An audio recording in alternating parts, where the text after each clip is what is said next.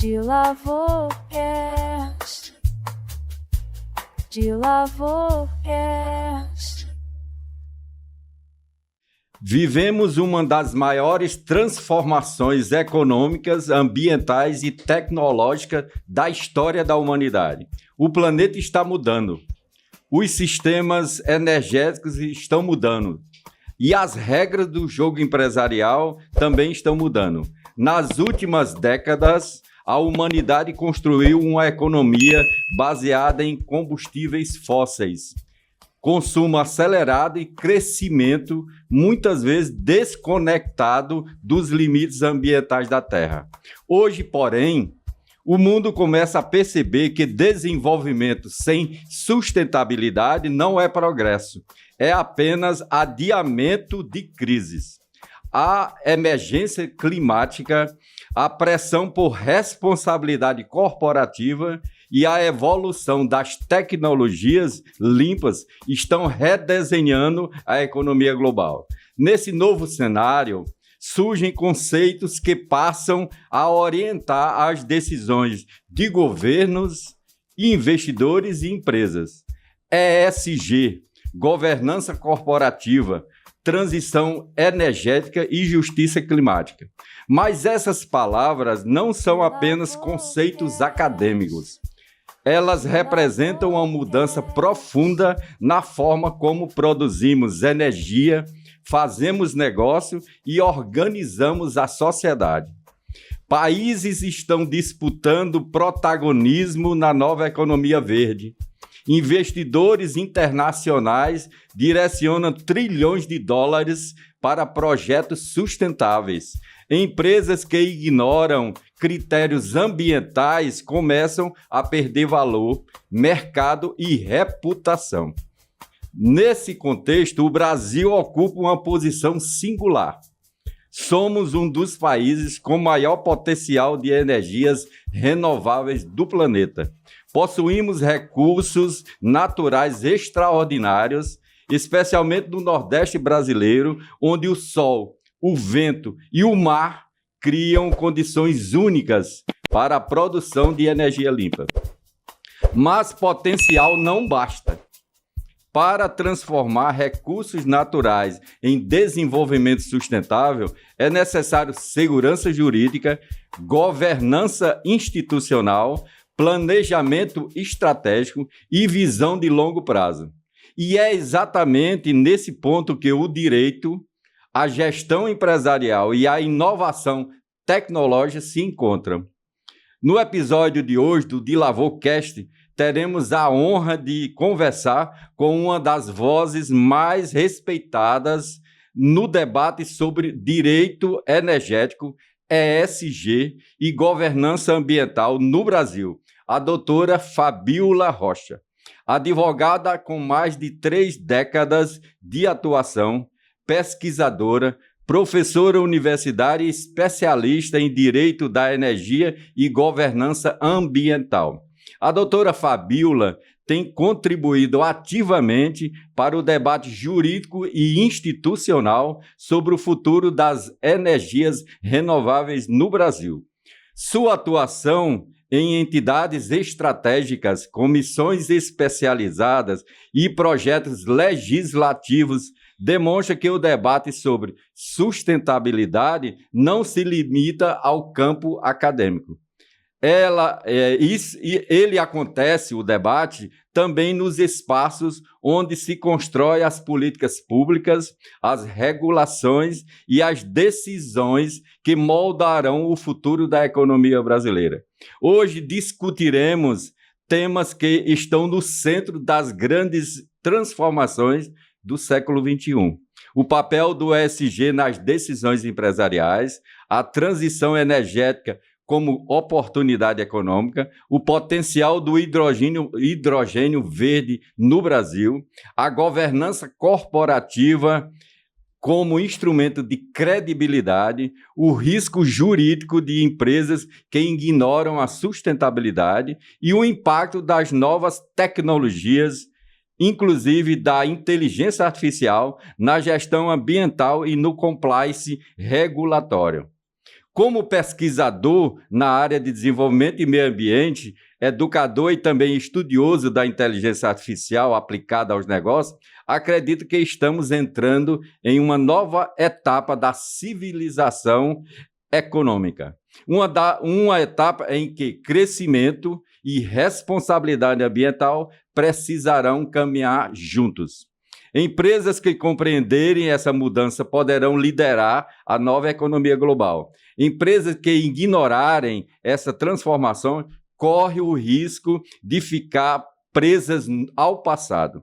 Mais do que uma discussão técnica, o tema que abordaremos hoje é uma reflexão sobre o futuro da energia, o futuro da economia e, em última análise, o futuro da própria relação entre humanidade e planeta. Sejam todos muito bem-vindos ao DeLavourCast. Eu sou João DeLavour e hoje vamos conversar sobre direito, governança e inovação que podem ajudar a construir um modelo de desenvolvimento mais sustentável, mais responsável e mais inteligente para o Brasil e para o mundo. E para isso tenho o prazer de receber hoje a doutora Fabíola. Doutora Fabíola, é um prazer recebê-la aqui e eu quero que a senhora complemente aí a minha fala. Para mim também é uma alegria estarmos aqui com a sua audiência, doutor João. Agradeço a honra do convite, agradeço a toda a equipe que está aqui conosco. E são temáticas muito importantes e oportunas para esse momento. O senhor fez uma release bem interessante de pontos estratégicos, onde nós juntamos, eu costumo dizer, que atuo num quadrilátero estrelar, ou seja, unindo meio ambiente, academia, energia e negócios. E o senhor vai dizer, mas, professora Fabíola, como que é um quadrilátero que tem 4 lados e é estrelar? É porque a ponta da estrela eu nunca ocupo com nada. E não é um vazio, ela é um espaço para a inovação. Muito bom. Então, esse quadrilátero estrelar me guia nessa atuação, tanto no nível dos negócios, como nas prospecções de novas oportunidades e modais de inteligência para as organizações, atuando também na ambidestria organizacional, onde nós unimos eficiência e inovação, e nessas métricas que o mercado tem pedido às empresas, que é algo que todos podem alcançar. Quando nós falamos em parâmetros organizacionais, isso diz respeito ao mercadinho do senhor João, do seu Raimundo aqui na esquina, e às grandes empresas multinacionais. A sociedade se organizando como um todo sobre esses pilares, nós temos a oportunidade de ir transformando pela base e causando impactos positivos e desdobramentos muito efetivos em toda a sociedade e na cadeia produtiva. Isso é muito interessante, onde a cultura ela vai mudando. O senhor é um pesquisador, um escritor, um homem também das letras e sabe o quanto é a cultura que causa esses impactos e essas ondas que nós conseguimos pela base, por aquilo que nem sempre uma fórmula matemática ou um Lattes, um currículo Lattes encontra. Então, são realidades que nós estamos... Eu acredito, doutor João, que nós precisamos devolver o ser humano ao próprio ser humano. Muito bem. Porque nesses últimos 15, 20 anos, é uma onda de desconstrução muito grande. E essa desconstrução passa por aspectos humanos, intelectivos, culturais, profissionais, onde o ser humano perde a noção de quem é ele. Então, nós não temos mais parâmetros. Você contrata pelo currículo e demite pela falta de capacidade intelectual, capacidade de feedback. De relacionamentos. De relacionamentos, de capital intelectivo, capital humano. É como se o ser humano estivesse se desfacelando. Então, assim, para começar a nossa conversa, eu quero novamente repisar os agradecimentos e vamos à frente aqui dialogar, que eu também quero aprender. Nós vamos aprender em conjunto. Doutora Fabíola, o ESG é realmente uma estratégia de geração de valor ou ainda é tratado como um custo obrigatório pelas empresas brasileiras? Vamos dizer à nossa audiência que os critérios e os pilares do ESG, eles surgiram através de John Elkington, que os aplicou na sua empresa. Então, eu sou membro de algumas comissões da OAB aqui do Ceará. Comissão de Hidrogênio Verde, Comissão de Direito Ambiental, Comissão de Matrizes Energéticas e também da Comissão de Empreendedorismo e ESG. Os pilares energia, governança e social, eles têm por escopo gerar um aprimoramento e uma performance no mercado. Muito bom. Então, nós não podemos deixar que eles sejam sequestrados por ideologias. É algo que eu sempre digo na OAB. Nós não podemos estabelecer e primar um ISD de coaching, um ISD de YouTube. Não, nós temos pilares, nós temos que causar impactos e atingir metas. Os pilares do ISD hoje nós conhecemos como 3, mas eu já tenho pesquisado, doutor João, e hoje os pilares do ISD nós já estamos no 4º e no 5º pilar, inclusive no pilar cultural. E normalmente eles são atrelados aos Objetivos do Desenvolvimento Sustentável da ONU, que são muito interessantes, que têm métricas e, como eu disse, fora dessas ambiências ideológicas, eles funcionam muito bem e nos enriquecem. Então, dentre os Objetivos do Desenvolvimento Sustentável, que robustecem e também lastreiam os impactos dos pilares do ISD, eu costumo atuar mais no ODS 4 de educação, o 7 de energia, mercado energético, o 9º de industrialização e aqueles que tratam de cidades sustentáveis. O 11 de cidades exatamente, meio ambiente, clima, 11, 12, 13, o 12 de consumo, principalmente. Consumo também economia circular, economia criativa, cadeia produtiva. Então, o ISD, finalizando a sua pergunta, ele não é um custo, ele é um investimento. É um investimento. E quando eu disse anteriormente que nós estamos trabalhando para devolver o ser humano a ele próprio, é muito simples, doutor João. Quem não entende de pessoas não entende de negócios. Exato. Isso é crucial. E quando você trata dos aspectos sociais, não somente para fazer um checklist no seu relatório de sustentabilidade, dizer, não, temos aqui uma creche para os colaboradores. Atendi essa demanda. Atendi essa demanda. Até porque hoje nós vemos corporações e grandes empresas que, se não atendem aqueles pilares onde a cultura dentro da empresa organizacional ela é forte, ela passa pelo aspecto reputacional no mercado com fragilidade. Exato. Então, uma cultura empresarial que consiga unir eficiência e inovação, ela precisa crescer. Então, uma empresa que hoje não aplica e não desenvolve, por exemplo, cursos de extensão, um bom braço institucional, fundacional, com cursos, com investimentos em IES, em instituição de ensino superior, com faculdades. Educação continuada. Educação continuada, ela vai padecer. Ela vai esbarrar num imbróglio jurídico, porque ela não forma aquele futuro vereador que vai legislar, o futuro magistrado, o futuro stakeholder que vai estar do outro lado da mesa. E o impacto reputacional por essa questão cultural e educacional faz com que quem está do outro lado da mesa, seja stakeholders da sua cadeia produtiva ou não, baixar as armas, porque você tem uma aderência tão grande que as pessoas, elas dizem, como é bom negociar com você. Exatamente. É muito, muito bacana. Como é bom e gostoso, né? Doutora Fabíola, como a transição energética pode gerar oportunidades para o nosso Nordeste brasileiro? Eu atuo há quase 16 anos, né? Eu venho da indústria sucroalcooleira, minha família trabalhava com essa realidade. E eu sou manauara. Minha família é cearense, mas eu costumo dizer que eu nasci na Oca do Índio. Sou manauara com muita alegria. E nós atuávamos levando sacas de açúcar de 60 quilos nos containers do navio para desembarcar no porto de Manaus e refinar açúcar, cristal e abastecer a indústria da Coca-Cola e o norte do país. Depois atuei no terceiro setor por muitos anos, também na implantação de IES, né, de instituições de ensino superior, faculdades aqui no interior do estado, também em Botucatu, na Unesp.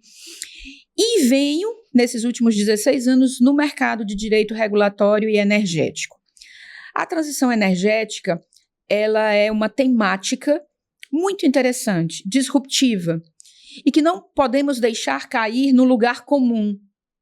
Ou seja, baratear algo que ela é tão importante. Exato. Eu já tive a oportunidade, doutor João, de estar coordenando uma mesa num evento na UAB, e um dos expositores, na sua explanação, e eu respeito muito as pessoas que têm visão contrária a mim, não me sinto ameaçada, eu me sinto enriquecida. Enriquecida, porque a gente aprende, né? Como tese e antítese, como pesquisadora, Exato. tudo que é contrário me traz uma luz de uma ótica que eu ainda não vi. Exato. Mas a pessoa que estava fazendo uma explanação, ela dizia que a transição energética é uma falácia, que ela é um engano.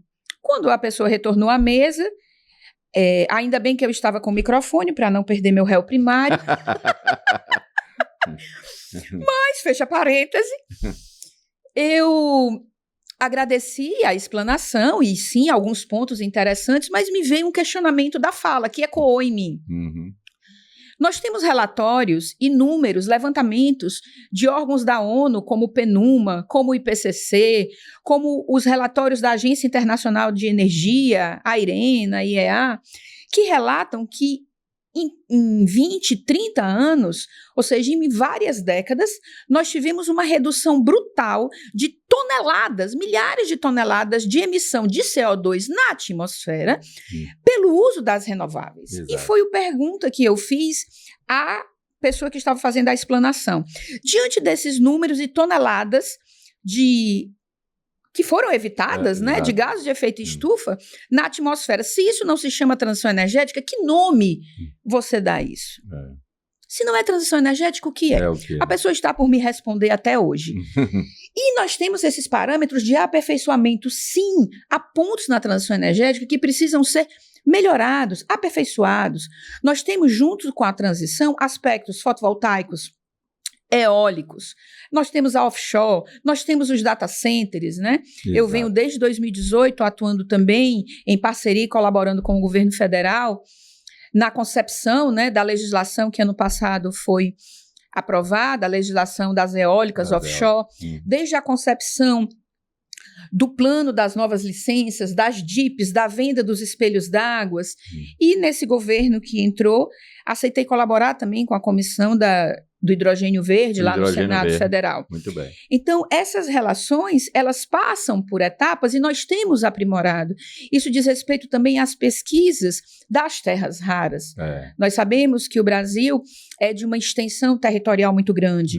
Nós temos uma produção no nosso norte, se dividirmos o país ao meio, muito grande no Nordeste de energia por um privilégio mesmo locacional. Geográfico mesmo. Geográfico. E um Sudeste que consome muito. O nosso ponto em questão diz respeito à logística, porque nós estamos dentro de um sistema integrado nacional, que é o SIM, junto com a ANS, o operador do sistema nacional, onde nós precisamos ligar os pontos. É um fator que a indústria tem sofrido muito, e nos parques eólicos dos quais eu participo da gestão, tanto lidando com os operadores, né, chineses que operam parque, como nesses anos a oportunidade de trabalhar com rendeiras, marisqueiros, pescadores, quilombolas, carcinicultores, ver que o evento do curtailment tem afetado em torno de perdas de 40% da geração de energia, onde, por causa dessa falta de infraestrutura de escoamento,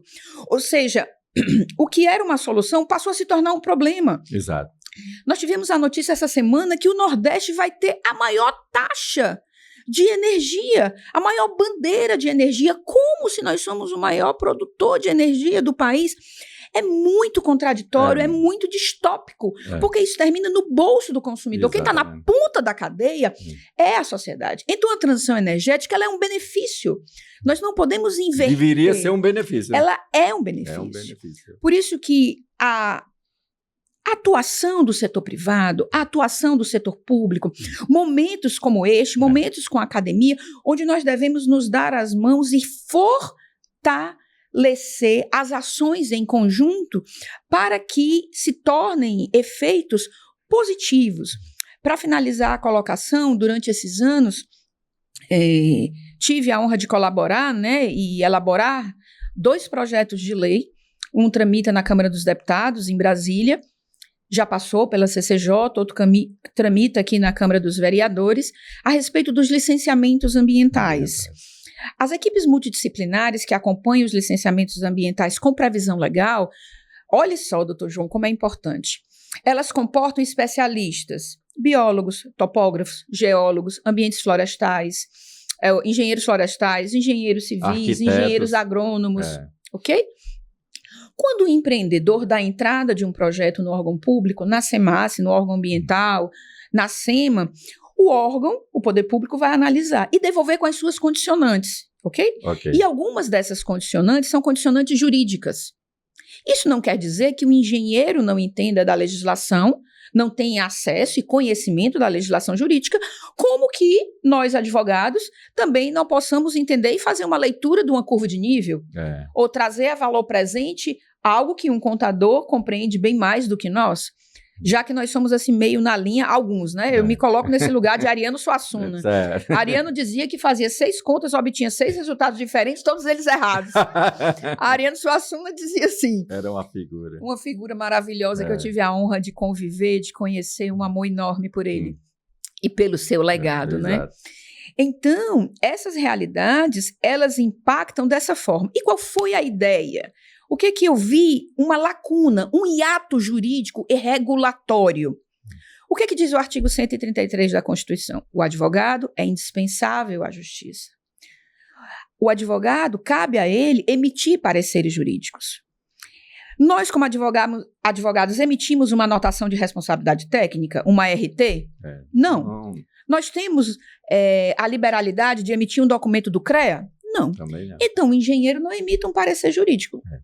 Cada realidade dentro da sua expertise. E por que eu digo isso? Eu até mencionei num podcast que eu gravei dias atrás a respeito. E também lá na Alesse, tive a alegria de estar novamente lá com o Renato, a convite da Eleni, lá na TV Assembleia também. E eu gosto de dar esse exemplo em sala de aula para os alunos, até porque a maioria dos meus alunos na pós-graduação nem são do direito. São da engenharia, né?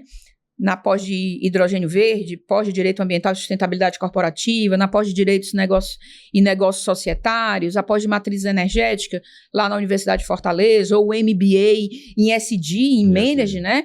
De governança, lá na Faculdade IMBEC e outras IES, e também colaborando nesses últimos 3 anos como pesquisadora lá na Mackenzie, na políticas de integridade. Mas o que acontece? Nós tivemos um exemplo, chegou em uma das empresas que eu presto consultoria, um engenheiro, uma empresa, para poder apresentar um cronograma de serviços. E uma das etapas desse cronograma previa 18 a 20 mil reais. Após a explanação, eu disse, essa etapa o senhor pode excluir. Eu acho lapidar esse exemplo e não me importo de repisá-lo. Ele disse, ok, não deu atenção e continuou. Quando ele concluiu novamente, né?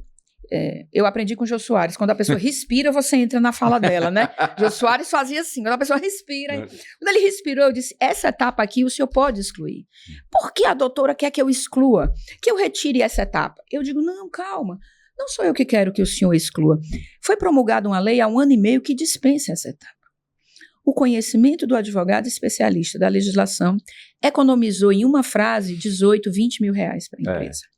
Para começar. A proposta do projeto de lei é reformular a Política Nacional de Meio Ambiente, que é a 6938, que foi recepcionada pela Constituição de 88, para que, sob pena de nulidade do licenciamento ambiental, seja obrigada por força de lei a presença de um advogado especialista em direito ambiental em todas as comissões multidisciplinares. Bacana. Custo zero para o Estado, você trata dos direitos difusos, você gera equidade entre o poder público e o particular. Exato. Isso já acontece para alguns empreendedores que já fazem consultorias. Nós geramos uma lisura, atendemos o princípio do não retrocesso ambiental, o princípio da transparência, o princípio da precaução. Atendemos a urgência do investidor, porque não fica em cima da pilha, embaixo da pilha, Ctrl-C, Ctrl-V de uma lei, não é isso, volta outro. Ou seja, nós temos uma organização, fora o ponto essencial, que nós sabemos que a nossa OAB trabalha, mas nem sempre gera postos de trabalho.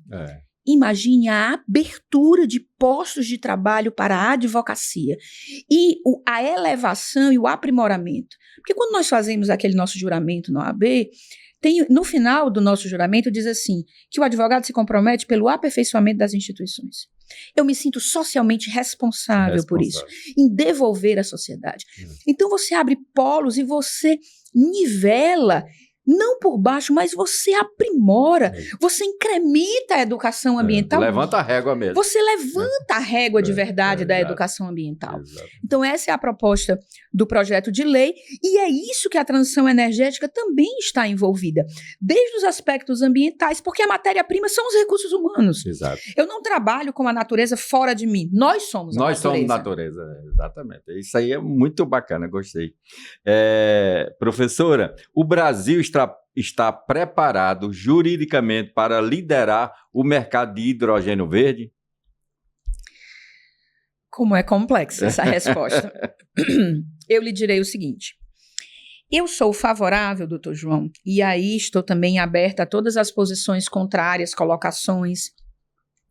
Eu sou muito favorável que o Brasil tenha um Código Energético Nacional. Não para ser mais um imbróglio de legislação. Mas o que ocorre, o que acontece na prática, para quem atua no mercado regulatório? Nós temos inconsistências.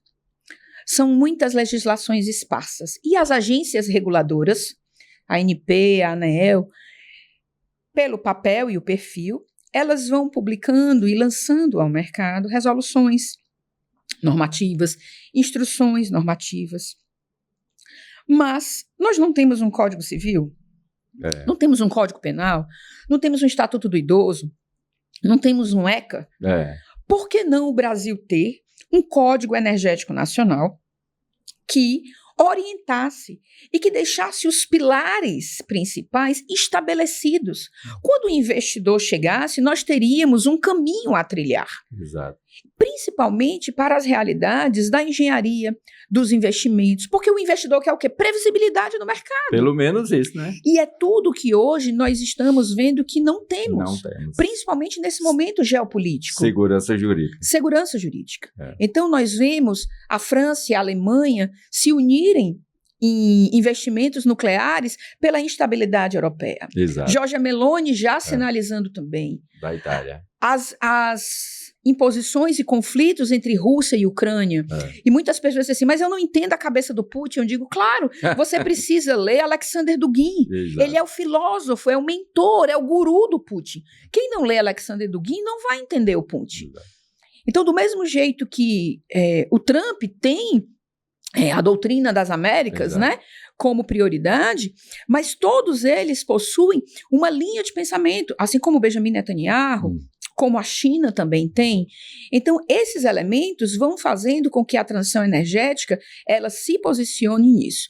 O Brasil, hoje, diante de toda esta confusão e essa efervescência, porque nós sabemos que o que aconteceu agora no Irã, com o Estreito de Hormuz fechado, dias atrás nós tivemos uma queda brusca nos bitcoins, porque a China travou a prata, não é?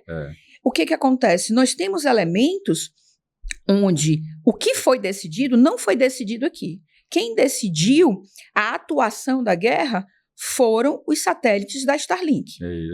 Foram eles que deram o local exato onde Khamenei estava. O Elon Musk. Então foi uma guerra que não se decidiu somente por uma inteligência artificial. E hoje nós trabalhamos não só com IA, mas com AGI. E aqui a gente pode até, na próxima pergunta, inserir, como nós estávamos conversando, eu estive com o professor, o neurocientista maravilhoso aqui em Fortaleza, Dr. Miguel Nicoleles, espetacular. Então, quando o Brasil se coloca hoje, ele está no centro do tabuleiro e numa posição favorável. Por quê? Porque revela o contexto geopolítico que hoje nós estamos numa dependência muito grande dos combustíveis fósseis. Quando nós falamos em descarbonização, quando nós falamos em investimentos sustentáveis, nós estamos redesenhando a cadeia produtiva. É um redesenho não somente por questões ideológicas, mas um redesenho concreto de biomas, de investimentos. De mudança de realidade. Muitas vezes a gente fala de investimentos, de captura de carbono, e pensamos que a Mata Atlântica, que a Floresta Amazônica, por exemplo, são os melhores biomas. Mas o melhor bioma para captura de carbono é a Caatinga. É a nossa joia da coroa, que retém de 45% a 60%. É o nosso semiárido. E não devolve à natureza. Então, o Brasil tem condição, sim, de liderar o mercado de transição energética. Isso passa por estratégia logística, por estratégia mercadológica também. Nós temos hoje, além dessa realidade, uma briga por tório, por nióbio. Por nióbio, e, exatamente. Podemos dizer que 80% a 90% do nióbio do mundo se encontra no Brasil. No Brasil. Então, nós não temos como gerar chips, gerar matéria-prima para os módulos fotovoltaicos. As estratégias negociais estão conosco. Mas eu finalizo aqui dizendo que eu fico muito reflexiva diante de um Brasil que tem mais da metade da sua população vivendo à custa de Bolsa Família. Infelizmente. Isso para nós deveria ser um momento de tristeza e não de alegria. Não que o assistencialismo social não deva existir, mas em momentos pontuais e para quem realmente necessita. Mas que ele não fosse aquele assistencialismo e aquela ajuda visada para inutilizar o ser humano e não para catapultá-lo e servir como um estímulo, como uma catapulta para produzir mais, produza mais, trabalhe mais para colocar o homem de pé, o brasileiro, o cidadão, e não simplesmente para acomodá-lo. Exatamente. E para dizer, não viva dessa forma e está tudo bem. Porque, na verdade, isso é uma afronta, é um tapa na cara de quem produz, de quem investe, de quem estuda, de quem faz produção acadêmica, de quem trabalha, de quem está na labuta do dia a dia. Todo dia. Todo dia. Então, eu faço essa reflexão porque acredito que essa mudança, principalmente numa geração que nós temos de 15, 20 anos, onde há perspectivas novas, interessantes, mas que nem sempre atende. Então, o Brasil hoje se abre. Acho que o melhor momento da história do Brasil chama-se hoje. Exatamente. Eu tenho essa mesma noção de que é isso mesmo. Doutora Fabíola, qual é o maior erro ao tratar licenciamento ambiental como burocracia? Nós temos um ordenamento jurídico complexo, é verdade. Nós temos demandas. Alguns anos atrás, nós tivemos até um aprimoramento dessas demandas nas licenças ambientais, licença prévia, licença de instalação e licença de operação. Dentro do nosso estado. O estado do Ceará é um estado com o melhor banco de dados do nosso país. O Observatório da Indústria, da FIEC, da Federação das Indústrias do Ceará, é exemplar quanto a isso.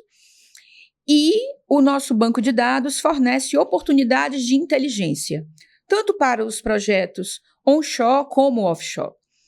Então, essas realidades, elas atuam dentro desses parâmetros.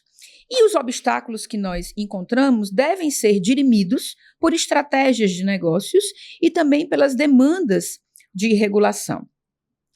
Esses aspectos, olhados e estudados também com soluções da academia, eles conseguem nutrir e suprir respostas que muitas vezes a tecnologia por si só não apresenta. Exato. Então eu tenho atestado e visto e reitero que a produção científica, e nós vimos também uma pesquisa que saiu recente, onde houve um comparativo entre o investimento dos fundos para a política, né? Para o tempo eleitoral, para os fundos políticos e o investimento em ciência. Para e passo, quando nós olhamos para as grandes nações como a China, como os Estados Unidos, nós vimos que a determinação e o ponto crucial é o investimento na educação. Quando você faz das raízes, você muda, né? Se eu não me engano, é Pitágoras que diz: educai as crianças para não punir os adultos. Os adultos, Tu pode conferir para mim se é Pitágoras, por favor, a citação? Educai as crianças para não punir os adultos. É exatamente isso. A sociedade, ela está sendo punida porque não foi educada, ou porque não foi tratada adequadamente. Exato. Ontem mesmo, né, no encontro com o Dr. Miguel Nicoleles, nós tínhamos exemplos brilhantes de como a inteligência humana ela é a única boa, bela, eterna, insubstituível e nobre. E ela não pode ser mensurável num dado computacional. Ela não pode ser restrita num dado computacional. E hoje nós pegamos Uberes ou um táxi, e se a pessoa não tiver o Waze ligado, foi um exemplo que o Dr. Nicoleles deu, ele não tem mais a dimensão espacial de onde se dirigir. Às vezes até mesmo direita e esquerda. A pessoa confunde. Nós temos alunos nas universidades que não conseguem mais escrever, mas estabelecer uma redação, um simples parágrafo, não consegue fazer uma interpretação de texto. Uma análise. Uma análise.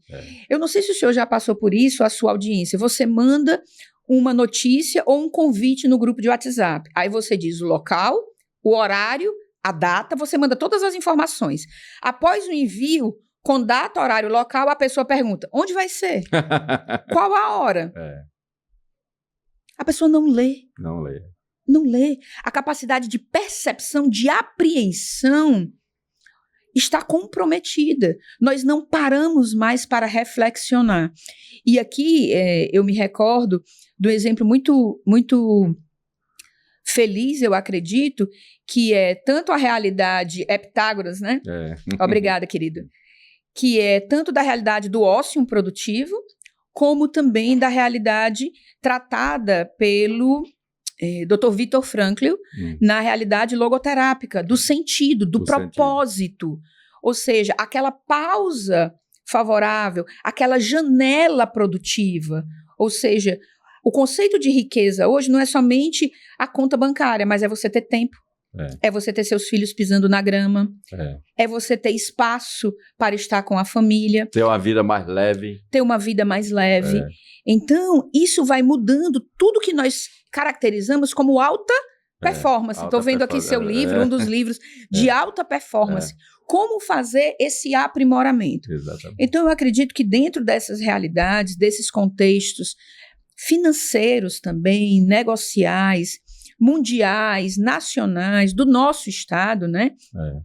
Onde o Ceará realmente desponta e tem um privilégio geográfico enorme. Nós temos as centenas de cabos submarinos que chegam até nós. Nós temos uma riqueza no interior, praia, serra, temos dimensões de serem exploradas. Proximidade da Europa. Né? Esse privilégio geográfico, onde temos a internet mais ágil, né? Então, isso faz com que nós repensemos e redesenhemos o nosso papel. E também repensemos como isso chega para a sociedade. As grandes corporações, os grandes investimentos, como isso é tratado na capacitação da mão de obra de quem está ao nosso lado. Há um autor inglês, Roger Scruton, que eu gosto muito dele. Ele também trata sobre realidades locais, globais e sobre realidades ambientais. Eu acredito muito do local para o global. E a internet, a globalização, muitas vezes ela faz um evento onde ela desconecta o ser humano do seu ambiente, das suas raízes. Então, ao mesmo tempo, ele é um nômade digital, ele é um cidadão do mundo, mas ele não é cidadão de lugar nenhum. Isso descompromete a pessoa. Eu vi um evento ano passado onde, não me lembro se era no Japão, na China, em algum local da Ásia, estava acontecendo um incêndio no edifício. E os jovens estavam com os seus celulares tirando selfie, as pessoas morrendo aqui atrás. Exato. O fogo truando. O pessoal pulando, bombeiro, polícia, o pessoal tirando selfie. Gente, é incrível. Qual o conceito de ser humano, de humanidade? Onde eu estou? Sabe, nós devemos voltar às premissas filosóficas. Quem sou eu? Onde eu estou? A literatura clássica, não é? Isso remonta. E para finalizar, depois eu vou falar aqui da minha obra, do livro, mas o que nós tratamos hoje como hidrogênio verde, hidrogênio de baixa emissão de carbono, Júlio Verne falou disso há 150 anos. Exato.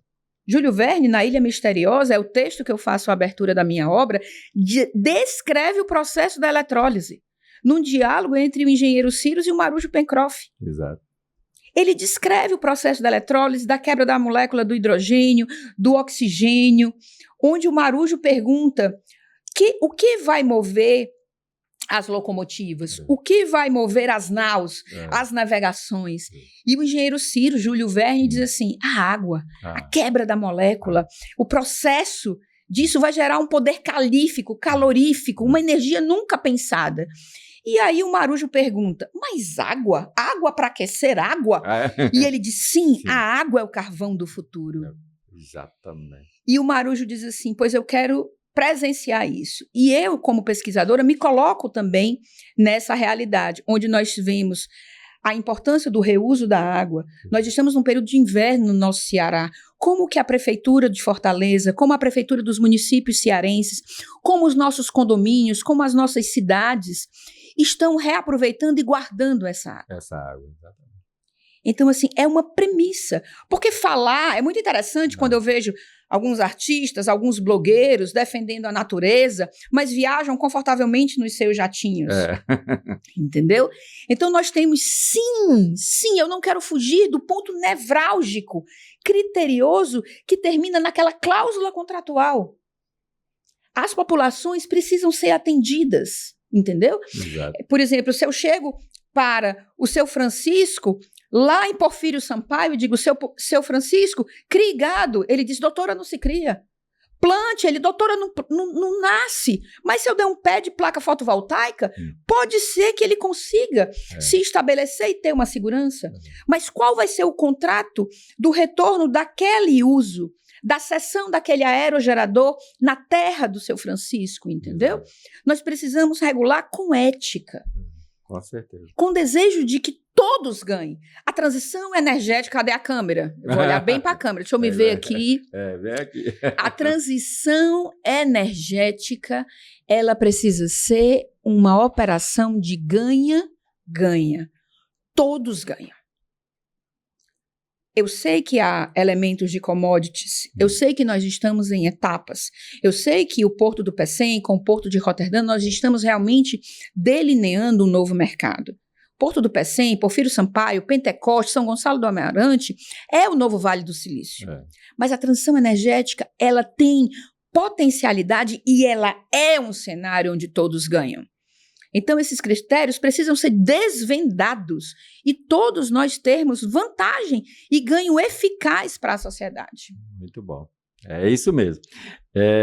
Doutora Fabiola, e onde fica as micro e pequenas empresas nesse cenário de governança corporativa? Porque é um nome muito bonito, né, que a sociedade, principalmente a sociedade brasileira, gosta muito de importar esses nomes, mas como é que a senhora vê, em termos de sustentabilidade, como ficam as micro e pequenas empresas, que é o nosso público alvo aqui?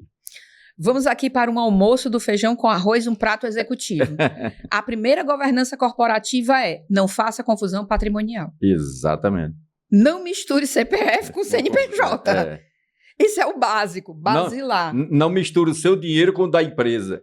Apesar da empresa ser sua, mas não misture os dinheiros, né? Exatamente. Ainda que você tenha um planejamento sucessório, um planejamento orçamentário e também financeiro e organizacional, onde uma empresa preste serviços a outras e tem inteligências tributárias nisso.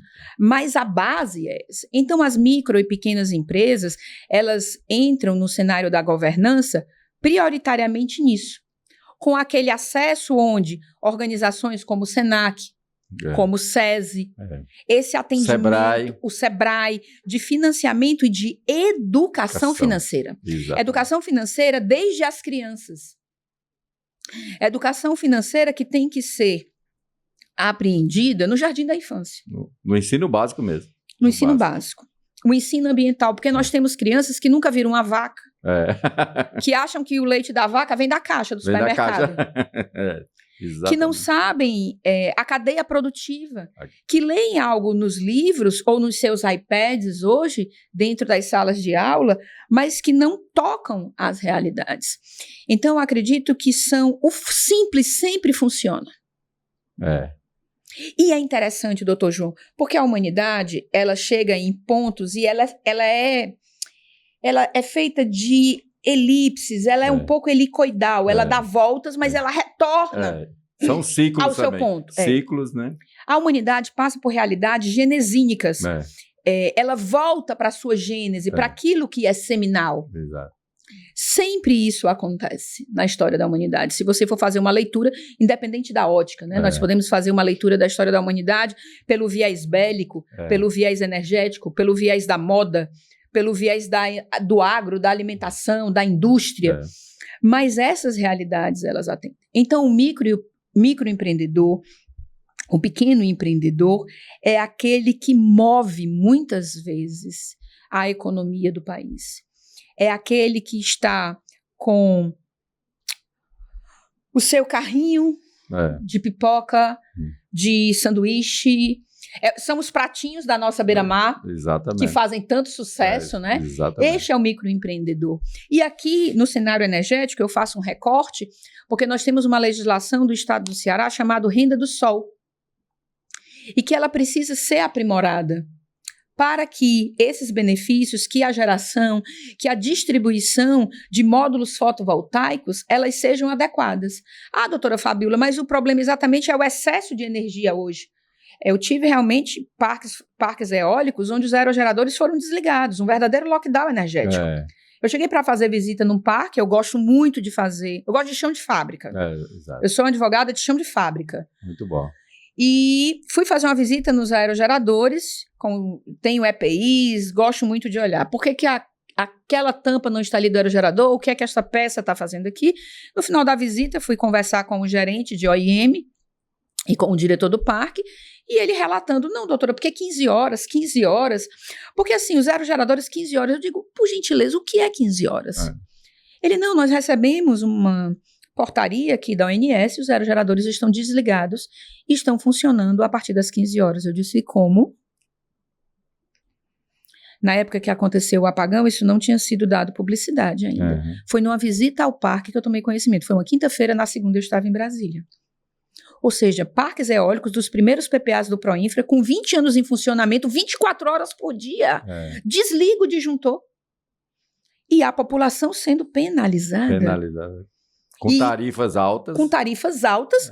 A energia sendo produzida, escoando-se, perdendo. Por exemplo, parques fotovoltaicos já modulados, já burilado com BESS, com baterias para armazenamento que não tem onde escoar. Por quê? Os barramentos, dando um exemplo aqui do Cauípe, o PE102, né? Vamos abrir agora o PE103, nem todos podem gerar off-grid, como as grandes empresas, entendeu? Como a Casa dos Ventos, onde eu tenho grandes amigos lá, muito queridos. Ontem tive uma reunião com meu amigo Daniel Monteiro, também doutor João Caldas, diretor de inovação da Casa dos Ventos. Ou seja, o pequeno empreendedor, a sociedade, quando você trabalha no local, você consegue prospectar o global. Então, as sociedades de bairro, os municípios, quando você dá atenção àquele núcleo, ele funciona e você fortalece o tecido da sociedade, o tecido econômico. É dali que nós não vamos ter mais a realidade de ultrapassar 50% da população brasileira dependendo do Bolsa Família, porque você está na cadeia da ponta. Entendeu? Isso, como eu disse, não impede de termos programas de assistência social, mas eles precisam ser atendidos, alcançados por essas organizações do SEBRAE também. Estimuladas. E também dentro das empresas. Empresas, faculdades, os trabalhos de extensão que atendam e capacitem estas realidades. Muito bom. Já que a gente está falando, está começando a falar também sobre micro e pequena empresa, né? Como é que o micro e pequeno empresário brasileiro, cearense, de Fortaleza, pode antecipar riscos ambientais? Ele precisa olhar para o seu negócio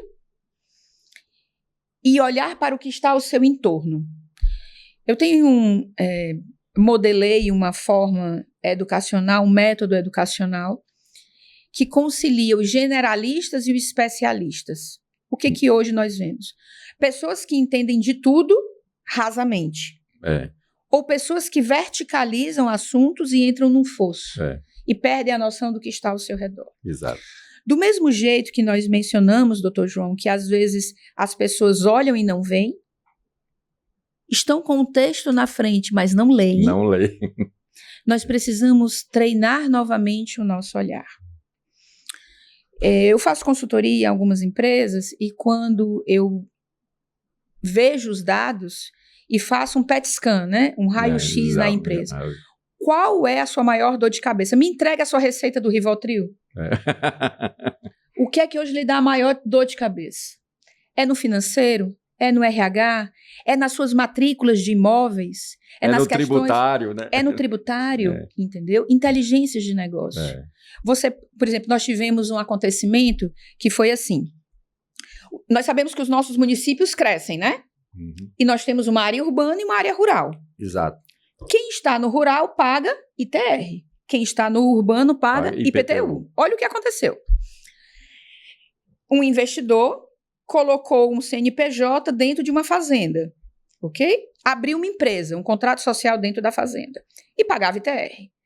Passou um tempo, chegou uma cobrança de IPTU. A área urbana foi crescendo e o município, no seu plano diretor, passou a cobrar IPTU. Ou seja, nós temos um conflito de interesse entre entes federativos. Exato. União ITR, e município. União, e município. E município. IPTU. IPTU, né? Porque ITCMD, esses outros tributos são do Estado. E aí, o cliente disse assim, e agora o que é que nós vamos fazer? Porque nós temos uma briga de cachorro grande. União e prefeitura brigando. Aí eu fui analisar e a estratégia que encontrei foi, que é algo que eu gosto muito de fazer, de levar soluções para dentro dos negócios e para dentro das salas de aula. O que eu atuo em sala de aula e trato, ou eu estou resolvendo ou já resolvi, ou estou buscando soluções com os meus alunos.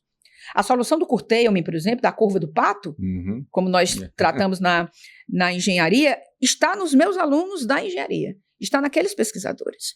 Então, para essa solução fundiária, o que foi feito? Eu fiz um desmembramento de área, abri uma nova matrícula da fazenda, redesenhei a área, ok? A parte da fazenda onde estava o CNPJ foi utilizado o contrato social com força de escritura pública, digamos assim, e foi feito um redesenho. Onde estava o CNPJ, fizemos uma nova matrícula. E o restante da área ficou como urbana. Aquela área foi protocolada, né, e legalizada, regularizada junto ao município. Muito bom. Solucionamos. A área onde estava o CNPJ, até agora deu certo, né? Pode ser que surjam outros desafios. A área onde estava o CNPJ com a matrícula individualizada, paga IPTU. O restante da área desmembrada paga ITR. Exatamente. Como parques eólicos, onde você estabelece uma faixa fundiária para facilitar o trato com a SPU, se é um parque dunar à beira do mar. Então, a manutenção também. E a manutenção. Quando a gente fala de pequenos negócios, nós falamos de treinar o olhar para onde eu estou, o que eu estou fazendo, quais as oportunidades do mercado. Quem está ao meu redor? Quem é o meu cliente na esquina? O que é que mais vende no meu bairro?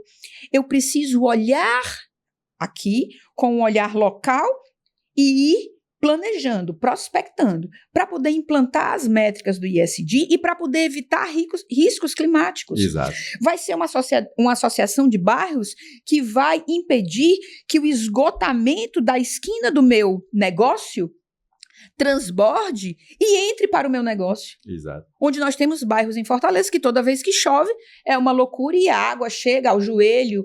E então, assim, são exatamente isso. Ou seja, é aquela educação naquela minha quadra, naquele meu quarteirão. Você joga lixo na rua? Não faça, porque quando chover ele vai transbordar. E ele volta para você. A natureza volta para você. Devolve para você. Ele volta para você. É exatamente como é a embalagem da minha empresa, do meu mercadinho. Do mercadinho, né? Ela é plástica, ela é sustentável, ela é biodegradável, eu posso trocar por papel. Papel e assim por diante. Sabe quando a gente... Eu sou neta de 2 bodegueiros. Vou logo dizer, meus 2 avós tinham bodega, mercearia. Ali, a Antônio Pompeu, com a Guanambi, aquela esquina ali era toda do meu avô. Então, o que acontece?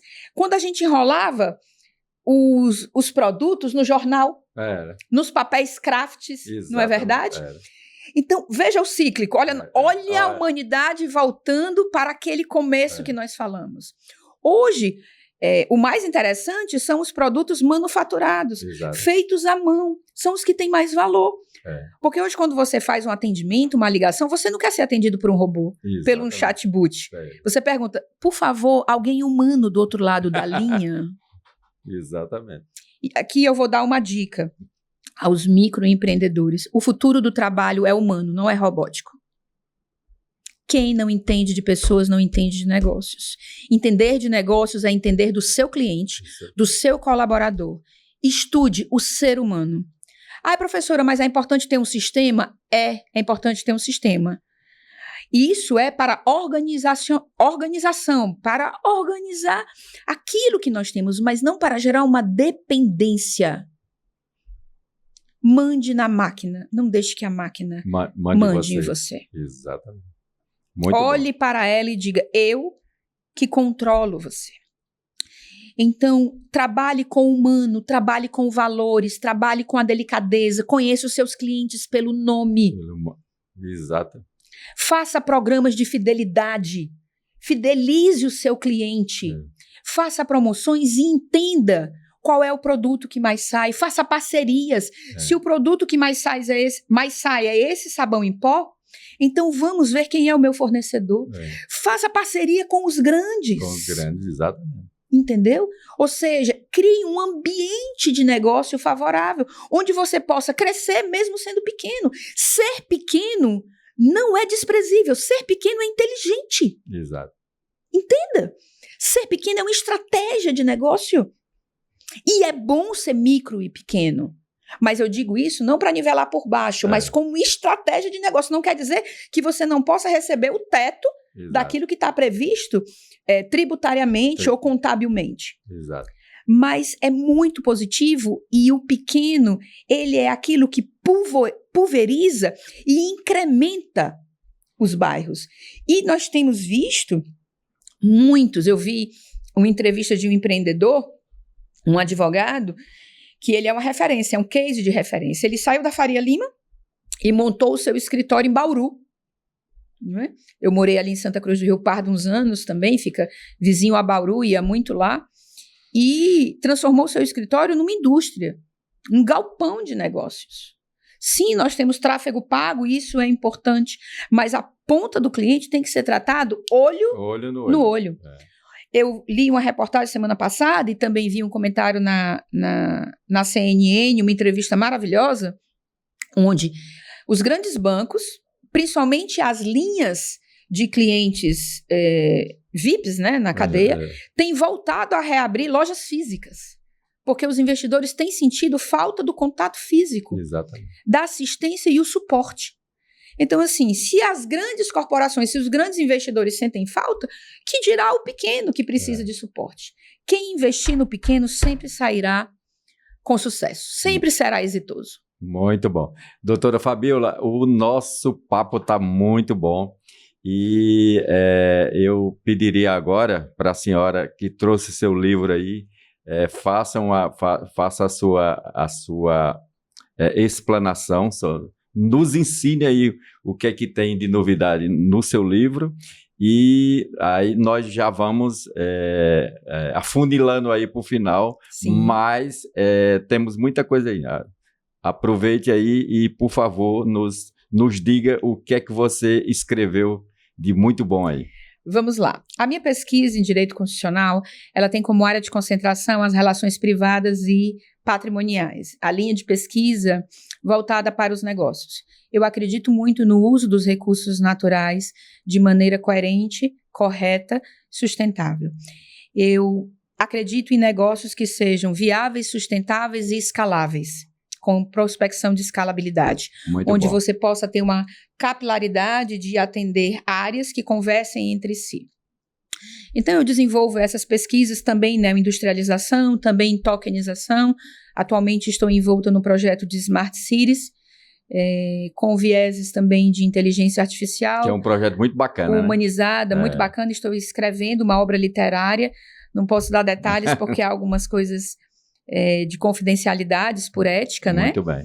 E essas realidades das políticas de integridade, como eu mencionei, tem sido uma alegria colaborar com o Núcleo de Políticas de Integridade da Universidade Mackenzie, capitaneado pela brilhante doutora Cássia Pimentel, minha amiga, com um núcleo de professores espetaculares, onde nós vimos cada vez mais, diante principalmente dos escândalos do nosso país, que o problema e os desafios não nascem dos cálculos bancários nem das planilhas econômicas, ela nasce dentro do coração do homem que está à frente daquela instituição. Muito bom. É a corrupção interna que gera isso à sociedade, que tira dos alunos o ânimo e a credibilidade do direito, da justiça, que nos golpeia com algo que diz assim, não vale a pena ser honesto. E nós precisamos acreditar que vale a pena ser honesto, não porque nós queremos ser o máximo, simplesmente porque é o normal, o natural. É natural do homem ser ético. É natural do homem ser bom, correto. Exato. Não para poder pousar de bonzinho, de santinho, não, mas é porque é bom.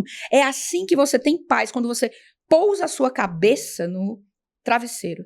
Ai, doutora Fabíola, mas a carga tributária é enorme. É enorme. Trabalhemos para burilá-la e para poder ter inteligência de baixá-la. Façamos projetos na forma da lei. Na forma da lei. Vamos encontrar soluções de negócios.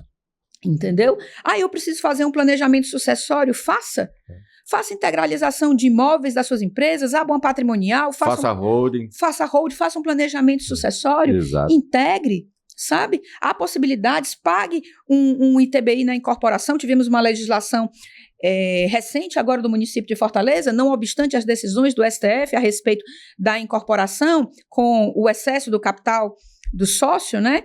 Excedente, mas façamos estratégias de negócio. Então, dentro dessa ambiência de pesquisa e lastreada pelos 2 artigos da Constituição, que eu gosto muito, o artigo 225, que é o artigo mãe do meio ambiente, do direito ambiental, também transformado e incrementado pela reforma tributária, né, com subsídios, impostos seletivos dos investimentos e o artigo 170 da Ordem Econômica, do Desenvolvimento. E assim desenvolvi a pesquisa e trato, né, aqui na obra. Essa obra foi publicada pela Universidade de Fortaleza, que me convidou a publicar, juntamente com a minha orientadora acadêmica, a querida professora doutora Gina Pompeu, que é diretora do núcleo, né, de Relações Internacionais da Universidade de Fortaleza, também capitaneado pelo brilhante, magnífico reitor Dr. Randall Pompeu, meu professor, muito querido, junto à frente de todos os vice-reitores de pesquisa, de extensão, professora Adriana, professor Paulo Meyer, né? De graduação, professora Juliana, que está à frente agora do CCJ, professora Caterine, professor Medina, Brena, Diego Martins, professor Marcos James, agora na nossa pós-graduação, e nós desenvolvemos essa pesquisa. O título da obra é Energias Limpas, Instalação, Manutenção e Descomissionamento no cenário de transição energética e justiça climática. Bacana. Ok? E aqui eu trato dessa pesquisa sobre o conceito de energias limpas. Há um case no final, concreto, daqui do estado do Ceará, dialogando sobre isso, também sobre hidrogênio de baixa emissão de carbono, sobre o descomissionamento, que hoje no Brasil nós não possuímos legislação nenhuma sobre descomissionamento de parques eólicos onshore, que está chegando na sua terminação dos contratos. Nós vamos fazer o quê? Descomissionar, ou seja, encerrar as atividades? Nós vamos repotenciar? E se vamos descomissionar, qual o impacto no meio ambiente? Exato. Qual o impacto para a sociedade? Nós vamos colocar onde os aerogeradores que têm materiais prospectados para 20, 30 anos? Exato. Como vamos tratar o cabeamento? Qual o impacto desses aerogeradores e dos materiais na natureza? Onde serão descartados? Porque nós temos cemitérios de aerogeradores. Exato. Qual a inteligência para produzirmos? Hoje nós já temos aerogeradores que não possuem mais hélices. Eles são somente a haste e eles captam o vento por vibração. E não mais pelo que nós conhecemos como os ventiladores, os né? ventiladores, Então, que tipos de estudo nós poderemos fazer? Então, isso eu trato na obra, onde eu escolhi essa capa, é uma obra de arte também. Muito bom. que integra do artista plástico Cláudio César, a quem eu agradeço também, a família. Ele é carioca, morou aqui no Ceará, e ele integra vários elementos, eu disse, essa capa colorida, dinâmica. Aqui nós temos elementos do bioma marinho, eu também faço estudos da economia do mar, economia azul. Muito bom. E aqui tem biomas marinhos, tem aves, tem geladeira, tem fusquinha, tem um pequeno príncipe montado no pássaro azul, eu tenho cobra, eu tenho o Salmo 23, que é o nome da obra, tenho elementos culturais, eu tenho uma Nossa Senhora Aparecida, eu tenho uma coruja, transição energética é tudo isso. Eu tenho um trem, eu tenho elementos diversos, gatos, Santos Dumont, elementos lúdicos, né? Um carrossel. Então, esse é o contexto da transição energética que atinge a todos. Todos somos também transição energética. Então, essa é uma obra que atua e que onde eu trago também mapas, cases, planilhas e desenvolvi nessa dimensão, por acreditar isso. E para exemplificar, para demonstrar como nós precisamos de aprimorar, já finalizando a nossa conversa, a França, dando um exemplo, nós estamos agora nos pilares do acordo do Mercosul, Exato. Com alguns pontos positivos, negativos, sob análise, né? Também com o retorno do que a população tem tido lá na Europa, principalmente na França, mas quando a cadeia produtiva de um material, a vida útil de um equipamento é prevista, ela tem que ser prevista lá na prospecção. O brasileiro, normalmente, nós não somos educados para trabalhar a médio e longo prazo. E o mercado energético nos ensina a trabalhar a longuíssimo prazo. Exato. Porque o mercado energético trabalha com contratos de 20 e 30 anos. Eu começo com o avô e termino com o neto. Exato. Passa por mandatos políticos, passa por pandemias, passa por guerras. Então, nós temos um exemplo na França, quando um aerogerador ele vai ser implantado, é feita uma caução, aos moldes de uma caução de aluguel, de 60, 70 mil euros, que vai custear essa máquina lá no final da vida útil.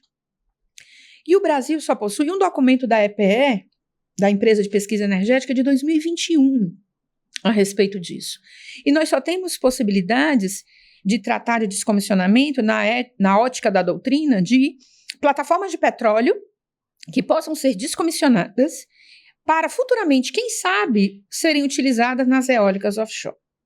Veja quanto nós temos a ganhar, a trabalhar e a prospectar e ter oportunidade de trabalho, de emprego, de geração de renda em toda uma cadeia produtiva da transição energética. Então, aquilo que é considerado um obstáculo, um desafio, ela é uma oportunidade. É uma oportunidade, exatamente. Uma oportunidade maravilhosa que nós temos de geração de renda, de postos de trabalho, de incremento, de aperfeiçoamento tecnológico também para o Brasil. Nós estamos agora, a OAB também aprimorou uma comissão aqui no estado do Ceará dos data centers. Muito bem. Então, nós temos as realidades de data centers que precisam ser resfriados, temos data centers já submersos e temos também data centers orbitais. E até em águas internacionais, né? Em águas internacionais. A prospecção é que daqui a 5, 6 anos será muito mais barato implantar um data center no espaço do que aqui na Terra. Exato. Captando ventos solares, intersolares e também podendo ser incrementado com a hibridização da captação dos raios do Sol. Então, são projetos de pesquisa espaciais que nós podemos incrementar e podemos trazer para a nossa indústria. E isso também é algo a ser tratado pelas questões éticas, Exato. de integridade. Qual a ética ambiental? Qual a política de integridade ambiental e tecnológica que precisa ser conversada a respeito? Então, o livro, Energias Limpas, Instalação, Manutenção e Descomissionamento, sobre o cenário de transição energética e justiça climática, ele tem um viés principalmente de disseminar o conhecimento. Muito bom. Então, eu posso disponibilizar para o senhor, também para a sua audiência, o link de acesso. Muito bom. em PDF gratuito para todos aqueles que quiserem pesquisar, entrarem em contato, discordarem, acrescentarem, sabe?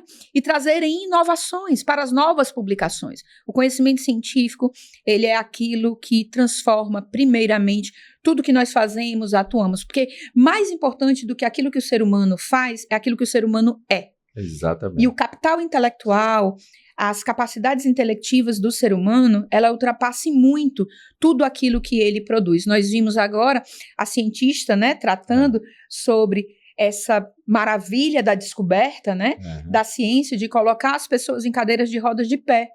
E ela, muito tranquilamente, né, e muito sobriamente dizendo, ciência não é o mais importante que o ser humano produz. Exato.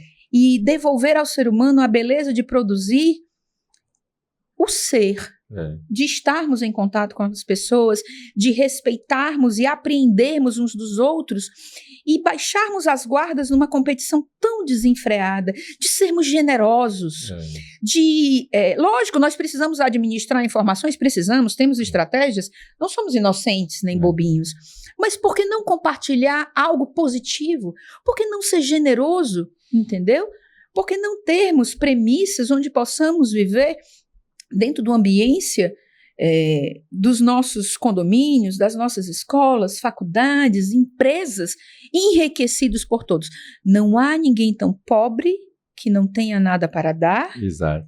Não é isso? E nem ninguém tão rico que não tenha para precisar. Para precisar. E isso aí, fazendo esse link também com o conhecimento, né? O conhecimento, ele só vale se ele for compartilhado, né? Se eu tenho um livro desse e dou para você, eu fico sem um livro. Mas se eu te repasso um conhecimento, eu aumento o meu conhecimento, porque eu repassei para você, não fiquei sem ele e ainda vou aprender com você, né? A ideia é essa. Doutora Fabiola, eu quero, inicialmente, pedir para você e convidá-la para outras conversas, porque eu estava vendo aqui, mais da metade do que eu preparei, nós não tivemos a oportunidade de conversar. E eu quero perguntar para a senhora agora, a senhora faz parte de várias entidades de muita importância no cenário estratégico do Brasil, inclusive na Câmara Brasil-Portugal, no Ceará. O que essas entidades podem nos ajudar como empreendedores brasileiros através da vossa intervenção? Existem algumas instituições, eu sou membro também da ABDEM, presidida pelo meu querido amigo e grande advogado, Alexandre Sion, que é a Associação Brasileira de Direito Ambiental e Meio Ambiente, que também atua na realidade de direito minerário, e da Câmara Brasil-Portugal, presidida pela minha amiga querida Patrícia Campos, doutora Patrícia Campos. Estive agora também em São Paulo com a vice-presidente da Câmara Portuguesa de São Paulo, né? São Paulo. Doutora Leila. E as câmaras de negócio, também lembrei agora onde nós estivemos, né? Na Câmara de Comércio, Indústria e Agro de Israel. Ceará, Israel. Essa alegria, nós estávamos juntos lá no jantar com o Dr. Jaime, brilhante também. Essas instituições que reúnem, digamos, não posso dizer somente peças-chaves, mas pessoas que tratam, que negociem e que possam também realizar e efetivar tudo que nós conversamos agora, ok? Seres multiplicadores. Exatamente. Essas personalidades, esse cenário multitarefado, ele concretiza desde uma obra que a gente escreve até um contrato que você fecha. Exato. Até uma tratativa com o stakeholder e com aquele que está do outro lado da mesa. Não se negocia somente calculando os valores financeiros. Os negócios, eles estão imbricados na nossa vida, a realidade financeira, como nós mencionamos. Então, quando nós estamos participando da Câmara de Comércio, junto ao Comitê Feminino da Câmara Brasil-Portugal, analisando a governança, o compliance da empresa, dos membros da Câmara. A Câmara Brasil-Portugal do Ceará esse ano faz 25 anos, é o seu jubileu de prata, parabéns, né? Nós temos muitas atividades interessantes, a doutora Patrícia com a sua equipe tem planejado e a sua diretoria teremos surpresas, lançamentos de documentários, uma obra literária. Então, ela é capaz de levarmos a informação, os negócios e o alcance da sociedade, onde às vezes nem todos chegam. Exato. Quando nós temos esse viés e essa logística, esse olhar holístico, né, num caleidoscópio, mas nós temos uma sociedade que trabalha em comum, pelo bem comum, pelo ser humano. Foi algo que perguntaram ao Dr. Nicoleles, o que é mais importante dentro da tecnologia? O que é mais importante dentro da inteligência artificial? O que é mais importante na engenharia? Ele foi lapidar e preciso, o ser humano. O ser humano, né? Então, nós trabalhamos pelo ser humano.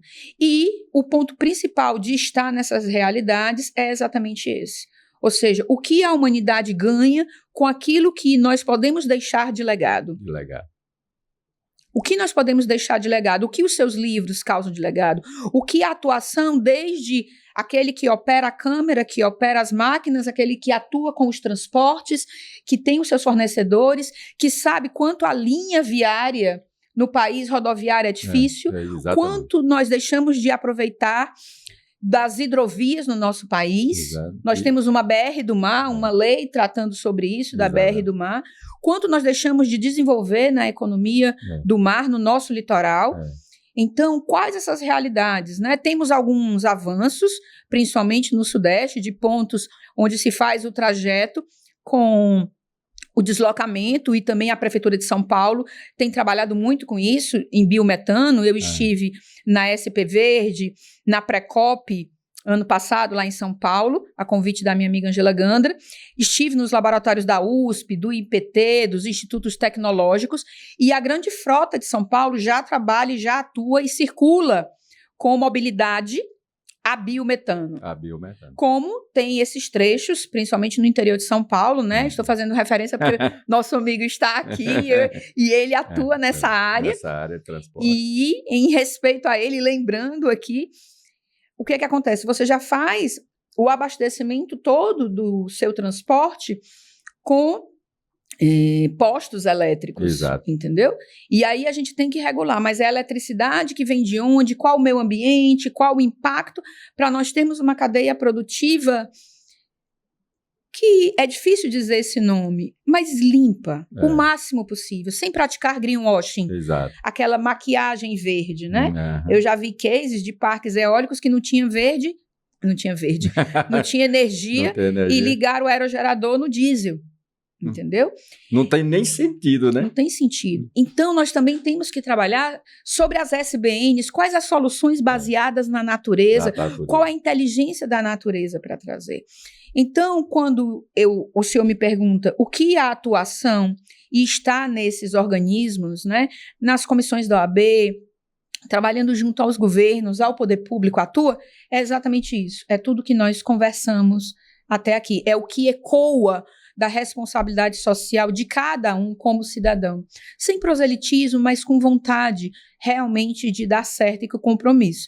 A gente apanha de um lado, bate do outro, a gente cai, levanta. Aprende, ensina, mas não para. Não para. Parar no caminho é retroceder. A gente precisa continuar. Muito bom. Doutora Fabrícia, a senhora sabe por que esse globo está aqui no nosso DilaVoCast? Este número aqui, 38, já são 38 semanas do nosso DilaVoCast, e ele está desde o primeiro DilaVoCast. E ele está aqui porque eu sou uma pessoa muito sonhadora. Eu, desde menino, né, lá no meu interior, em Oroz, que eu sonho com muitas coisas grandes. Geralmente o meu sonho, quando você pensa que eu estou sonhando aqui, eu já estou sonhando na Lua, já estou sonhando no Sol e assim por diante, nas galáxias e etc. Mas ele tem um sentido, né? Então, hoje, quando olhamos para este globo, aqui no estúdio do DilaVoCast, percebemos algo muito importante. O planeta Terra poderá se chamar, na verdade, planeta Água. Mas hoje eu quero voltar um pouco no tempo. Quero voltar para 1974, para a minha cidade natal, Oroz, no sertão do centro-sul do Ceará. Oroz É uma cidade muito especial para a história da engenharia hídrica brasileira. Lá temos um dos maiores reservatórios do país, o Açude Oroz, que quando está cheio pode armazenar cerca de 2 bilhões de metros cúbicos de água. Naquela época, em 1974, eu tinha 14 anos de idade e vivi um dos momentos mais impressionantes da história do açude, a Grande Sangria de 1974. O açude possui algo que, tecnicamente, caracteriza um açude tradicional do Nordeste. Ele possui sangradouro. Isso significa que, quando a água atinge determinado nível, ela começa a transbordar naturalmente. E naquele ano, o Oroz chegou a sangrar com cerca de 5 metros e 45 centímetros, acima do nível do sangradouro, cobrindo inclusive as colunas da estrutura. Eu lembro perfeitamente daquele momento. Para nós, adolescentes, aquilo era uma festa. A água chegou a invadir áreas da cidade. No Colégio Epitácio Pessoa e no Grupo Escolar Eliseu Batista, nós literalmente tomávamos banho e nadávamos dentro das escolas. Era uma mistura de surpresa, curiosidade e alegria infantil diante de um fenômeno da natureza. Mas aquela sangria também mostrou a força gigantesca da água. Naquela época, ainda não existia a barragem do Castanhão, que hoje é o maior reservatório do Ceará. Não é o maior açude, porque o Castanhão não é açude, é uma barragem, porque o Castanhão não tem sangradouro. Dizem os mais antigos que aquela descarga de água do Oroz quase provocou uma tragédia maior na região do Vale do Jaguaribe. Há relatos que Aracati chegou a ficar ameaçada porque o volume de água que descia pelo rio Jaguaribe era gigantesco. Em Iguatu, por exemplo, um bairro chamado Vila Neuma ficou praticamente alagado, todo alagado.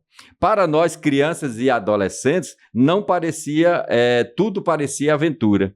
Mas hoje, olhando para trás com a maturidade da vida, percebemos algo muito maior. Percebemos que a gestão da água é uma das questões mais importantes para o futuro das sociedades. E aqui vale uma explicação interessante. Muitas pessoas perguntam por que o Castanhão não é chamado de açude como o Oroz? Porque o Castanhão foi projetado com outra lógica, uma lógica diferente. Enquanto os açudes tradicionais possuem sangradouro natural, o Castanhão possui comportas de controle, né? Que pode ser aberta ou fechada conforme a gestão da barragem assim determinar. Ou seja, trata-se de uma estrutura de engenharia hídrica muito mais controlada, inclusive para gerar energia. O Castanhão tem condições de gerar energia. Isso mostra como a relação entre água, tecnologia e gestão evoluiu ao longo das décadas. E por que estou contando essa história aqui hoje? Porque quando falamos de transição energética, sustentabilidade e gestão ambiental, estamos falando também de água, território e responsabilidade com os recursos naturais. A água move turbinas, a água gera energia, a água sustenta cidades, a água alimenta a agricultura. E a água também nos lembra de algo essencial. A natureza é poderosa, generosa, mas precisa ser respeitada e bem administrada.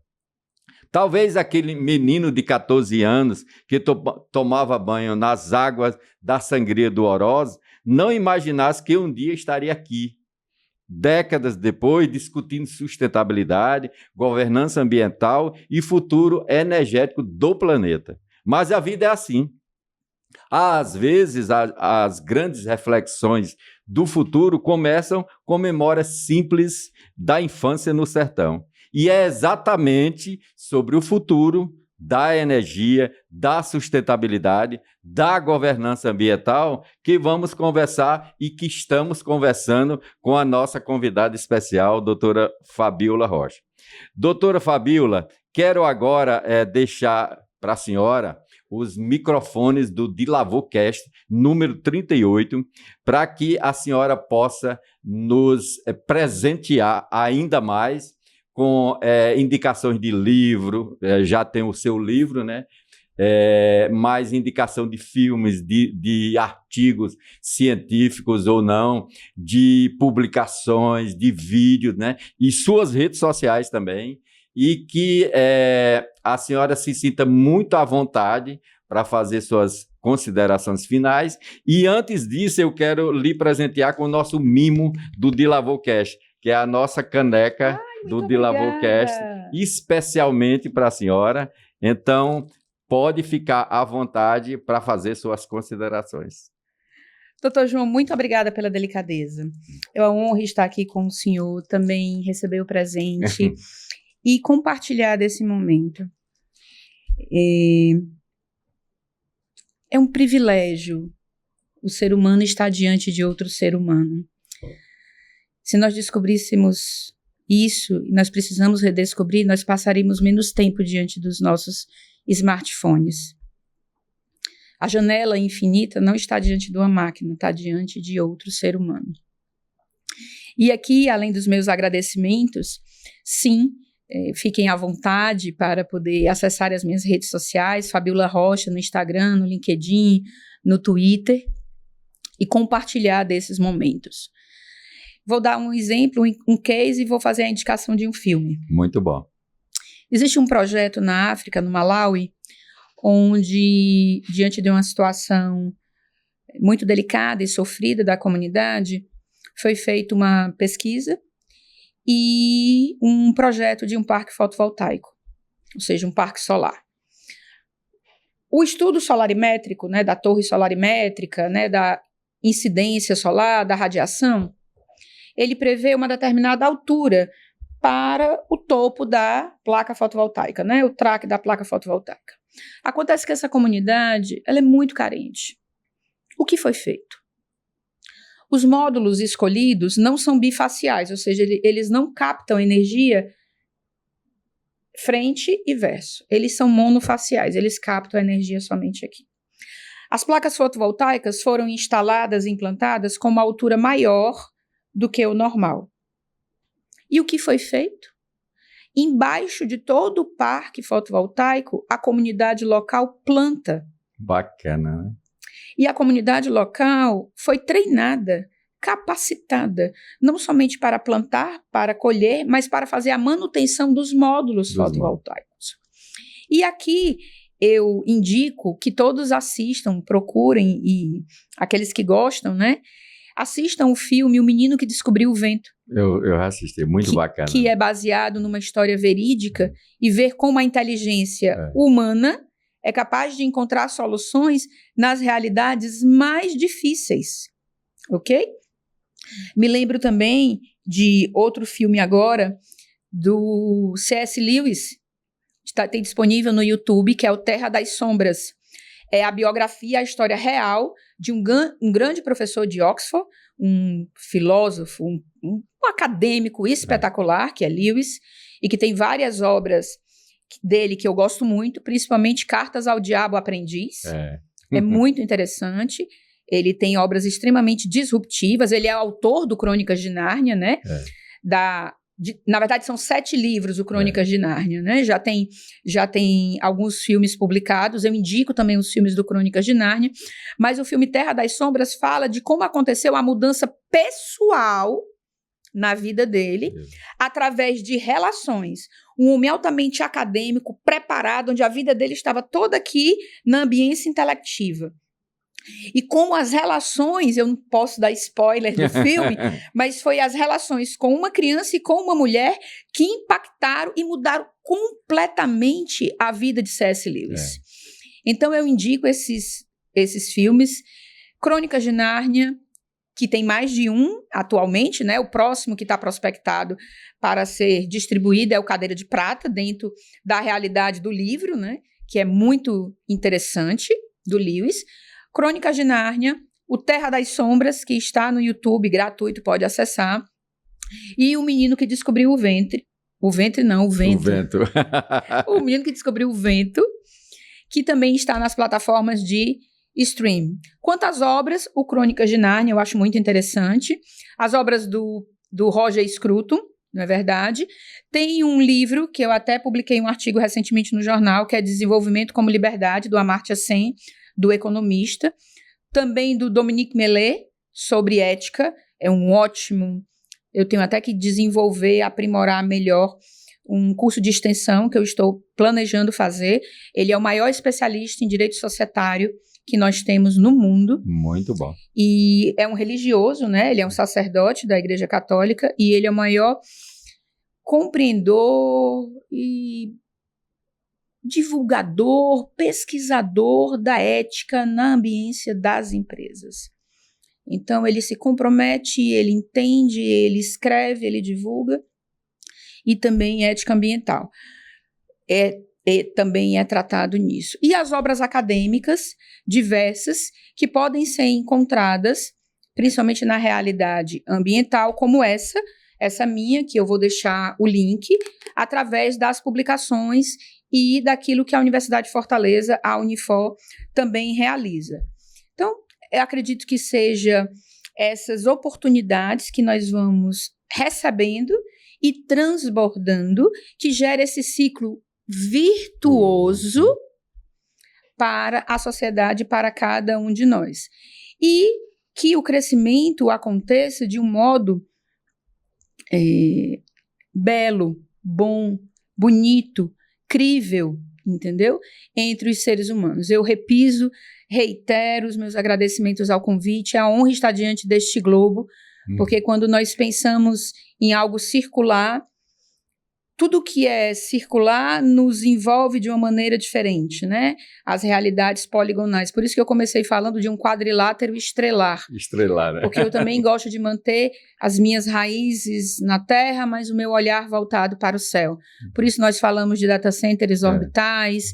Então, essas dimensões falam que eu olhe para as nações, que eu olhe para o planeta Água, que eu olhe para o espaço, mas que eu olhe também para o ser humano que está em cada uma dessas nações. Lá e aqui na esquina, no bairro de Fátima, na Maraponga, na Aldeota. Lá no Oroz. No Oroz, no Cristo Redentor, em Quixadá, em São Paulo, no Rio. Lá em Manaus, na minha terra, em Belém, na Ilha de Marajó, em Macapá. Show de bola. Na Tailândia, na China, em Taiwan. Nós somos um só povo. Exato. Uma só nação. Nós não somos inimigos uns dos outros, independente de critérios ideológicos, político-partidários, mas o ser humano é meu irmão. Haverá desafios, sim, eles estarão lógico. Presentes. Isso é normal, porque nós somos diferentes e isso é bom, né? O que é que nossos avós diziam? Nem os dedos da nossa mão são iguais. Mas quando falta um deles, faz o maior sentido. Faz uma diferença. E faz a maior falta, né? Se você perde um movimento de pinça, já faz a maior falta. Então, cada um de nós. E o Criador é muito sábio, independente da fé que se professe, e isso... Eu sou católica, mas me relaciono, tenho amigos de todas as realidades, né? Então, se você acredita em algo ou se você não acredita, eu tenho uma amiga que ela diz, mas eu sou ateia, Fabíola. Eu digo, mas você coloca adubo nas suas plantas? Coloco. Você rega as suas plantas? Rego. E você acredita que colocando adubo e regando elas vão crescer? Ela disse sim. Eu digo, então você acredita em algo? Então, se você tem outras profissões, eu tenho grandes amigos também, evangélicos, presbiterianos, que eu trago no meu coração. Se você é budista, eu não me incomodo, cada qual tem a sua Buda, cada qual fica com uma, né? Eu gosto de brincar em sala de aula com isso. Exato. Mas é interessante porque o ser humano, ele está para além desses rótulos que nós tenhamos. Então, o Criador é muito sábio. Você tem uma BMW, você tem um Audi, você tem um BYD, mas se furar o pneu, você vai ter que ir lá na borracharia. Do mesmo jeito quem tem um Fusca. Se encontrar com o seu Mário, com o seu Raimundo, com o nobre senhor Francisco, aquela expertise da borracharia, para poder consertar o seu pneu, para lhe colocar em movimento. Com certeza. Então, essa sabedoria de precisarmos uns dos outros e de não determos todo o conhecimento. Exato. Entendeu? Então, quando o ser humano descobre que o mínimo que ele sabe é o máximo que o outro não detém, isso faz uma diferença. Enorme. Porque aí os nossos jovens não terão como parâmetro e como exemplo só, digamos, o TikToker que ganha um dinheiro fácil, ou aquela pessoa do tráfico que ostenta carros, joias. Mas sim, há algo que... Por isso que eu digo que ser pequeno também é estratégico, entendeu? Exatamente. Eu não entendo do funcionamento da logística dos teus caminhões. Eu não sei como tu faz o teu planejamento. Se tu manda o teu caminhão cheio, e se tu já lá no ponto, tu já faz um outro contrato para ele não voltar vazio na carga. Exato, a ideia é essa, né? Para poder aproveitar o trajeto. Eu não entendo a tua logística, eu não sei quanto tu cobra do teu baú, não sei se os caminhões são teus, eu não sei como que ele atua na engenharia, porque ele entende da máquina, da captação, do tempo, da câmera, mas é fantástico esse mundo que nós fomos abençoados e a vida que nós temos para viver, não sobreviver. Então é alegria celebrar esse momento de conhecimento, de partilha e de vida onde todos nós estamos juntos, acreditamos, com esperança, não com ilusão, mas que sabemos que o bom, o belo e o eterno não mora fora de nós e mora dentro de nós. Para finalizar, tem um filósofo chamado Kierkegaard, que eu gosto muito dele, e ele diz que a porta da felicidade se abre para fora. Exato. Muitas vezes as nossas respostas estão no outro, fora. Nós nos fechamos num casulo e nos amarguramos. E aí a sociedade, a humanidade vive com diversos dilemas, principalmente identitários, não é? Sem saber os seus parâmetros, sem saber de onde veio, onde está e para onde vai. Mas a porta da felicidade se abre para fora.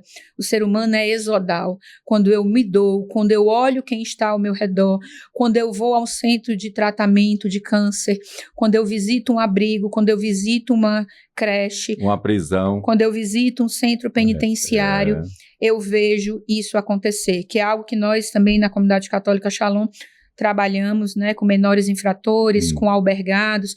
Na pandemia, a nossa casa de atendimento quadruplicou de tamanho, os nossos albergados já recebiam acolhimento, atendimento de assistência social, psicólogos, já faziam bolas, quadros, mas aí nós tivemos uma inspiração e abrimos cafeterias. Os nossos albergados que já passaram em vestibulares da UFC, na nossa biblioteca, eles saem formados baristas e se tornou um setor produtivo. Muito bom, é excelente. É isso.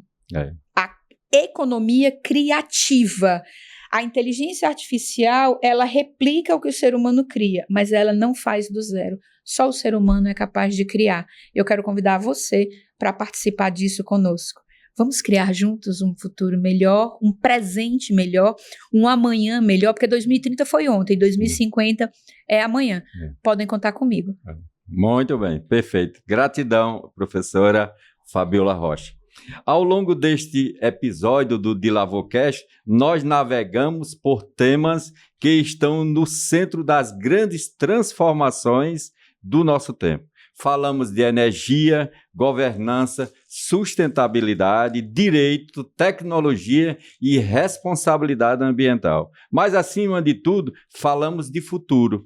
O futuro das empresas, o futuro da economia e o futuro das relações entre a humanidade e o planeta que habitamos. Vivemos uma era em que a ciência, a economia e a consciência ambiental começam finalmente a convergir para uma mesma direção. A necessidade de construir um modelo de desenvolvimento mais equilibrado, mais responsável e mais inteligente. Durante muito tempo, a humanidade acreditou que progresso significava simplesmente produzir mais, consumir mais e crescer mais rápido. Hoje sabemos que desenvolvimento verdadeiro exige muito mais e muito mais profundo. Harmonia entre crescimento econômico, justiça social e equilíbrio ambiental. E é exatamente nesse ponto que surge conceito como ESG, governança corporativa e transição energética. Eles não são modismo. Eles representam uma lógica de civilização econômica.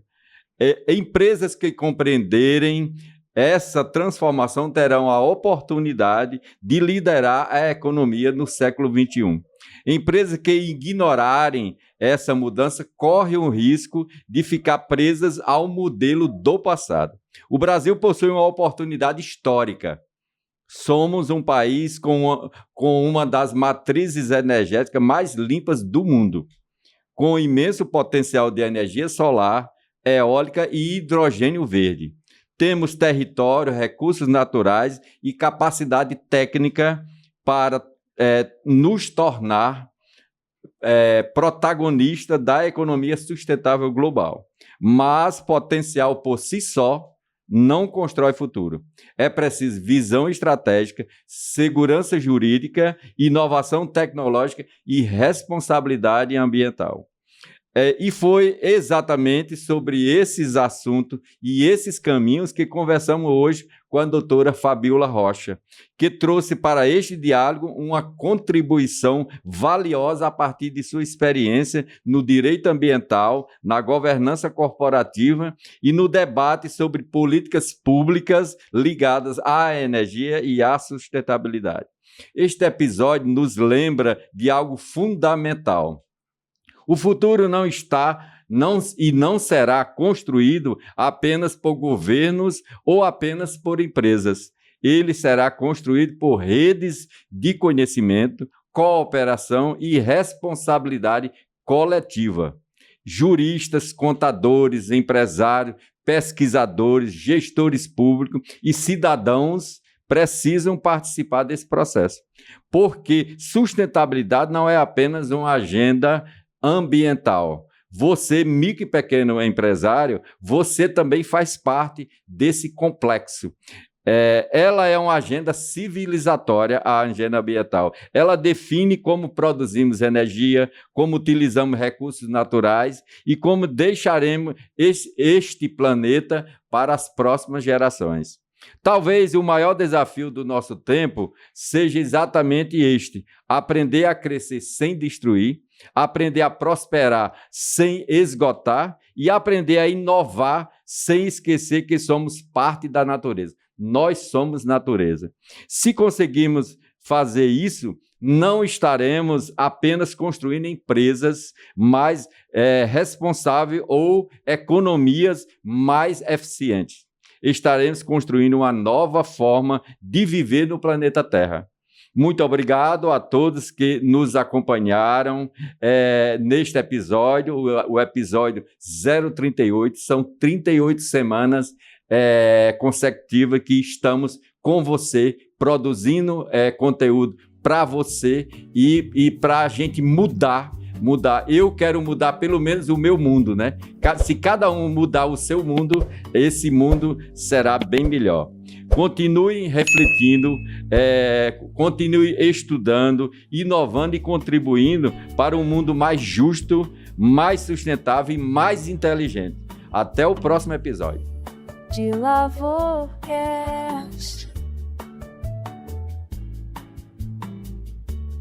De Lavocast.